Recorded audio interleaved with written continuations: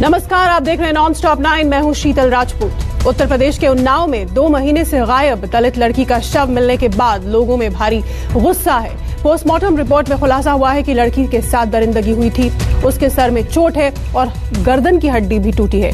पीड़िता का शव यूपी सरकार के पूर्व मंत्री और समाजवादी पार्टी नेता के खेत से बरामद हुआ है। लिहाजा बीजेपी अखिलेश यादव पर हमलावर है, जबकि अखिलेश यादव का कहना है कि सरकार अपनी जिम्मेदारी से पल्ला झाड़ रही है। 5 साल पहले उत्तर प्रदेश का उन्नाव जिन वजह से सुर्खियों में आया था, दरिंदगी की वैसी ही वारदात से इलाका फिर कांप उठा है। 2 महीने से लापता 22 साल की दलित लड़की का शव मिलते ही कोहराम मच गया है। जैसे साथ से हमें 1.5 महीना तक मिलने नहीं दिया। सीओ साहब ने कहा सर हमें तो कहने लगे आज नहीं मिल पाएंगे, कल नहीं मिल पाएंगे, परसों मिला ना। हम वहाँ से हटे नहीं, हमें काम तब आ गए। हमारे साथ में बहुत गलत। पीड़िता का शव यूपी सरकार के पूर्व मंत्री के आश्रम के पास से बरामद हुआ है। पोस्टमार्टम रिपोर्ट में लड़की के साथ दरिंदगी का खुलासा हुआ है। सूत्रों के मुताबिक रिपोर्ट में लड़की के सिर में चोट और गर्दन की हड्डी भी टूटी पाई गई है। हमने कहा सर ऐसे प्रज्वल सिंह कह रहा हमने पुलिस प्रशासन को इतना पैसा खवाया है, तुम 2 तन लड़की देंगे। सर आप कैसे हो पुलिस प्रशासन, अपनी बदनामी बैठे बैठे करवा रहे हो। अगर तुमको नहीं दिया है तो ये क्यों तुम्हारी बदनामी करा रहा है। सीओ साहब ने एक बार नहीं बोला। जांच में ढिलाई बरतने के कारण इलाके के थाना प्रभारी को निलंबित कर दिया गया है। जिला प्रशासन का दावा है कि इस मामले में बिल्कुल भी ढिलाई नहीं बरती जाएगी और अगर कुछ और अधिकारियों के संलिप्त होने का पता चला तो उन्हें भी बख्शा नहीं जाएगा। ये अत्यंत दुखद घटना थी। हम और पुलिस अधीक्षक साहब यहाँ आए हैं और वो बच्ची जो थी उसकी माँ से, उसके भाई से बात हुई है। उनकी सुरक्षा की मांगे थी। उनका कहना था कि कुछ पुलिसकर्मियों द्वारा लापरवाही की गई है। उन्हें बताया गया कि प्रभारी निरीक्षक के खिलाफ कार्रवाई है तो कार्रवाई कर दी गई है। जहाँ तक अन्य जो पुलिस अधिकारी और अन्य जो कर्मचारियों की बात है उसके बारे में भी एडिशनल एसपी साहब जांच कर रहे हैं और जो भी दोषी पाया जाएगा उसके खिलाफ कार्रवाई की जाएगी। पुलिस के मुताबिक लड़की के कथित अपहरण के मामले में यूपी सरकार के पूर्व मंत्री और समाजवादी पार्टी के नेता दिवंगत फतेह बहादुर सिंह के बेटे राजोल सिंह को 24 जनवरी को गिरफ्तार किया गया था। 25 जनवरी को लखनऊ में समाजवादी पार्टी प्रमुख अखिलेश यादव की गाड़ी के सामने महिला की मां ने आत्मदाह करने की कोशिश की थी। हालांकि मृत की मां ने थाना प्रभारी अखिलेश चंद्र पांडे पर ढिलाई बरतने का आरोप लगाया था, लेकिन आरोपी के पिता समाजवादी पार्टी के नेता थे, लिहाजा सियासी विरोधियों ने अखिलेश को घेर लिया है। बीएसपी प्रमुख मायावती ने ट्वीट किया। उन्नाव जिले में सपा नेता के खेत में दलित युवती का दफनाया हुआ शव बरामद होना अति दुखद व गंभीर मामला।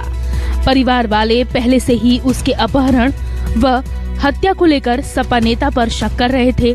राज्य सरकार पीड़ित परिवार को न्याय दिलाने के लिए दोषियों के खिलाफ तुरंत सख्त कानूनी कार्रवाई करें।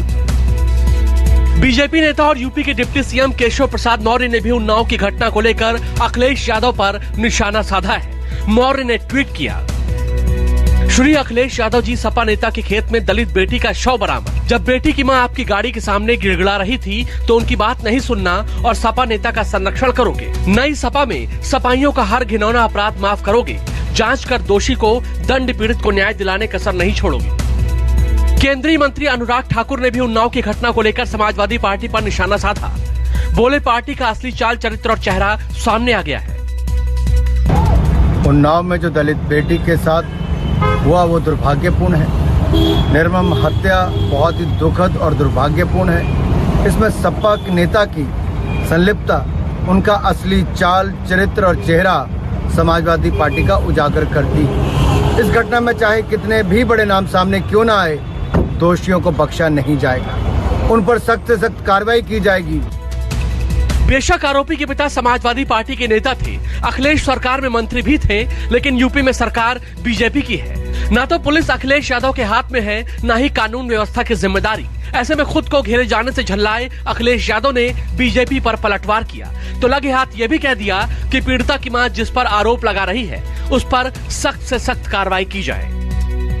ये जिनके बारे में कहा जा रहा है कि वो समाजवादी पार्टी में हैं, वो 4 साल पहले उनका देहांत हो चुका था। आखिरकार पुलिस ये बताए, जब तहरीर दी गई थी, आखिरकार इतने दिन कैसे लगे पुलिस को ढूंढने में पुलिस सख्त से सख्त कार्रवाई पहले भी कर सकती थी। ये पुलिस की और प्रशासन की खुली छूट थी जिसकी वजह से कार्रवाई नहीं हुई है। हम परिवार के साथ हैं और परिवार की जो मांगे हैं वो मांगी जाए। बेटी की जो मां है जो मांग रख रही है उनको पूरा किया जाए। उन्नाव का जिक्र आते ही माखी कांड की याद आना लाजमी है।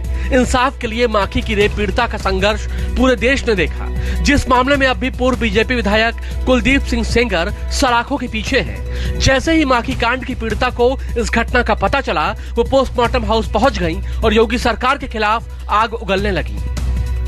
मैं भी एक पीड़िता हूँ, मेरे साथ भी विधायक ने ही रेप किया था और अत्याचार किया था। मुझे भी मरवाने की कोशिश की गई थी। आज देखो मेरी मुझसे भाभी जी मिलने आई, भाभी जी सब सारी बातें, हमने कहा भाभी आपकी मदद करेंगे। फिर उसके बाद मुझे पता चला रात में कि लड़की को मार दिया गया।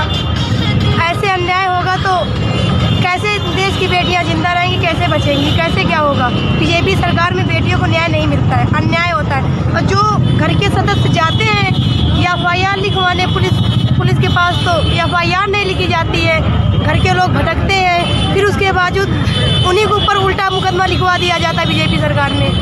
ये तो बीजेपी सरकार में अत्याचार हो रहा है, बेटियों के साथ अन्याय हो रहा है, गलत होता है, मार दिया जाता है। ये सरकार बहुत निकम्मी सरकार है। माखी रेप पीड़िता की मां को प्रियंका गांधी ने कांग्रेस का उम्मीदवार बनाया है ताकि बेटियों से होने वाले अन्याय के खिलाफ लड़ाई जारी रहे। मानस श्रीवास्तव, लखनऊ, न्यूज़ 24। यूपी में जीत के लिए पसीना बहा रही बीजेपी और समाजवादी पार्टी ने दूसरे चरण के चुनाव के लिए पूरी ताकत झोंक दी है। दोनों ही पार्टियां ये कह रही हैं कि पहले चरण में जीत उसी की होगी। मैं उत्तर प्रदेश का कल का जो मतदान हुआ है, मैं कहता हूं भारतीय जनता पार्टी पुराने सारे रिकॉर्ड तोड़ करके जीतने वाली है। वहां परिणाम 10 मार्च को आएगा, रिजल्ट 10 मार्च को आना है। लेकिन पहले चरण के चुनाव ने 10 फरवरी को ही परिणाम दिखा दिया है कि आने वाले समय में यूपी में क्या होने जा रहा है। यूपी में पहले चरण का मतदान 60% के पार नहीं पहुंचा। बम्पर वोटिंग नहीं हो पाई, लेकिन सबको अपनी अपनी लहर नजर आ रही है। जाहिर है लहर थी या नहीं थी तो किसके पक्ष में थी? इन सारे सवालों का जवाब 10 मार्च से पहले नहीं आ सकता। लेकिन कार्यकर्ताओं का मनोबल टूटने नहीं पाए। अगले चरण के लिए जोश और बढ़ जाए, इसकी कोशिश में हर कोई जुटा है। उत्तराखंड के अल्मोड़ा से यूपी में बीजेपी की जीत का दावा करने वाले प्रधानमंत्री मोदी ने यूपी के कासगंज में भी समाजवादी पार्टी पर हमला बोला। अखिलेश ने भी जवाब में देरी नहीं लगाई। परिवारवादियों से कहना चाहता हूं कि भाई आपका डूबना तय है। अगर ईवीएम को ही गालियां देनी है तो 10 मार्च के बाद बहुत दिन है, देते रहना। साथियों, मोदी और योगी जी को जो आशीर्वाद और प्यार आप दे रहे हैं, उसने परिवारवादियों की नींद उड़ा दी है। इनके नेता झूठ बोलते हैं। छोटा नेता है तो छोटा झूठ बोलता है, बड़ा नेता है तो बड़ा झूठ बोलता है, और सबसे बड़ा नेता है तो सबसे बड़ा झूठ बोलता है। ये बात है कि नहीं है? छोटे नेता है तो छोटा झूठ, बड़े नेता है तो बड़ा झूठ, और सबसे बड़े हैं तो सबसे बड़ा झूठ बोलते हैं।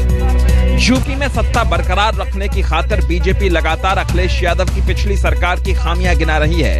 अपनी उपलब्धियां बताने की बजाय ये इल्जाम लगा रही है कि 2017 से पहले यूपी में गुंडे माफियाओं का बोलबाला था। लेकिन रामपुर में आजम खान के बेटे अब्दुल्ला आजम के प्रचार में पहुंचे अखिलेश यादव ने दावा किया कि 1 साल से जेल में बंद आजम खान के खिलाफ भैंस चोरी और बकरी चोरी के मामले दर्ज हैं। हर कोई इन मुकदमों की हकीकत समझ रहा है। एक बड़ा नाम था आजम खान का, छाया नहीं था। बड़ा दबदबा था, छाया नहीं था। अब बताओ आजम खान कहाँ है? जोर से बोलो, कहाँ है? सरकार तो एक हाथ से विकास कराएगी, दूसरे हाथ से पेशेवर माफिया और अपराधियों पर बुलडोजर चलाने में भी संकोच नहीं करेगी। विकास और बुलडोजर एक साथ चलेगा और एक साथ चला करके उत्तर प्रदेश को खुशहाल बनाएगा। मोहम्मद आजम खान साहब, उनके बिना हमारा चुनाव ये चल रहा है। वो होते तो चुनाव दूसरे तरीके से होता। झूठे मुकदमों में जेल चले गए। सोचो आप, कभी कल्पना करो आप, इनके ऊपर तो झूठे मुकदमे लगे और वो जानते होंगे काय के मुकदमे लगे हैं। भैंस चोरी का मुकदमा है, बकरी चोरी का मुकदमा है। यूपी में पहले चरण का चुनाव खत्म होने के बाद सभी पार्टियों का फोकस 14 फरवरी को होने वाले दूसरे चरण के मतदान पर है, जिसमें 55 सीटों के लिए वोट डाले जाएंगे। पहले चरण में जहां जाट वोट निर्णायक थे, वहीं दूसरे चरण में मुस्लिमों के वोट निर्णायक माने जा रहे हैं। जिन 9 जिलों में दूसरे चरण की वोटिंग होनी है, उनमें 40 से 50% तक मुसलमान हैं। कुछ सीटें ऐसी भी हैं जहां मुस्लिम मतदाताओं की हिस्सेदारी 65% तक है। मानस श्रीवास्तव, लखनऊ, न्यूज़ 24। 14 फरवरी को यूपी में दूसरे चरण की वोटिंग है तो गोवा में भी वोटिंग है। और उससे पहले राहुल गांधी ने आरोप लगाया है कि बीजेपी ने 2017 में चोरी की सरकार बनाई थी उत्तर प्रदेश में, लेकिन इस बार जनता बीजेपी को सबक सिखाएगी और कांग्रेस का सरकार बनाना तय है। पिछले 5 साल की मैंडेट जो बीजेपी ने राज किया है, ये मैंडेट उन्होंने गोवा से चोरी की थी। ये गोवा की ओरिजिनल मैंडेट नहीं थी। गोवा ने 5 साल पहले कहा था कि हम कांग्रेस पार्टी की सरकार चाहते हैं और भ्रष्टाचार करके पैसा देकर बीजेपी ने जो गोवा की मैंडेट थी उसको चोरी किया और फिर 5 साल में उन्होंने विकास का कोई भी काम नहीं किया।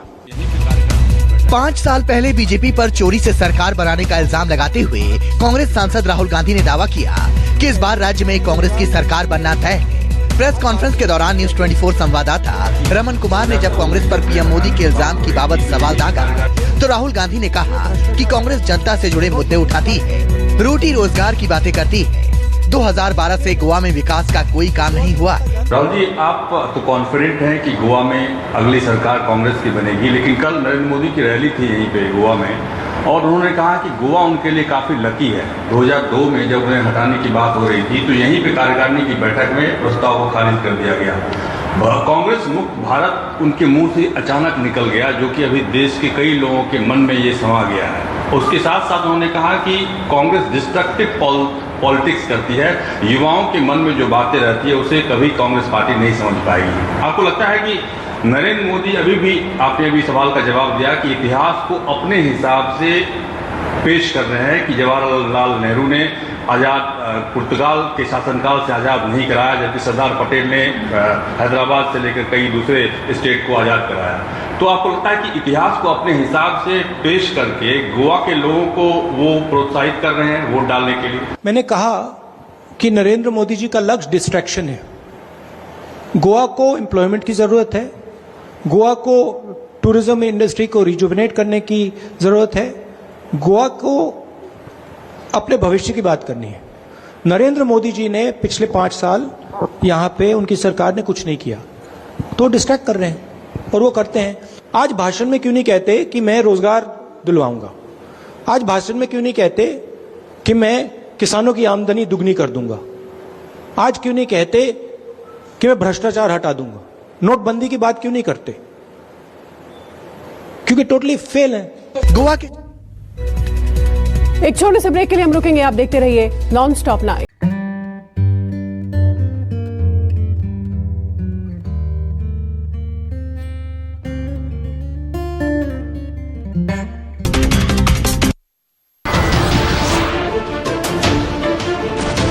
नमस्कार, मैं हूं मानक गुप्ता।